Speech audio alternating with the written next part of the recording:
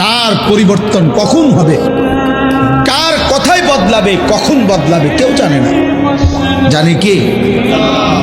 ফুজাইল ইবনে ইয়াজ বড় ডাকাত সর্দার ছিলেন। তো গভীর রাতে উনি ডাকাতি করতে গেছেন।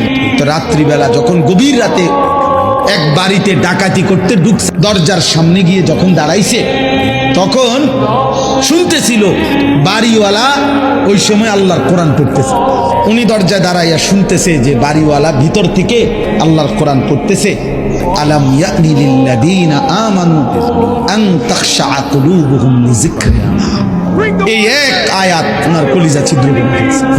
উনি পিছন দিকে ফিরে এসে আর চিৎকার করে দুই হাত তুলে বলছে, আয় রব, আয় মাওলা, সময় হলো, হয়েছে সময়, আমি আর এই নাফরমানির জিন্দেগি করব না, দিলাম ছাইড়া। তখন তিনি ওই সময় রাত্রে তো আল্লাহর কাছে এক ফোঁটা চোখের পানি ফেলতে ওনার মন চাইছে, তওবা করবে, মাফ চাইবে, আজকে গুনাহ ছেড়ে দিবে। তখন উনি তওবা করে সরাসরি হিজরত করে আল্লাহর ঘর মক্কায় চলে আসছে। আর বাকি হায়াত কাবার পাশেই উনি জীবন কাটাইছে। এরপরে উনি হইছেন সাইয়্যিদুল আউলিয়া, আউলিয়াদের সর্দার। তাইলে বললাম আর কি, যে কোনো কথা, কোনো এক আচরণ, কোনো এক শব্দ অনেক সময় চেঞ্জ করে ফেলে, জীবন তুলপার করে ফেলে, জীবন পরিবর্তন করে ফেলে।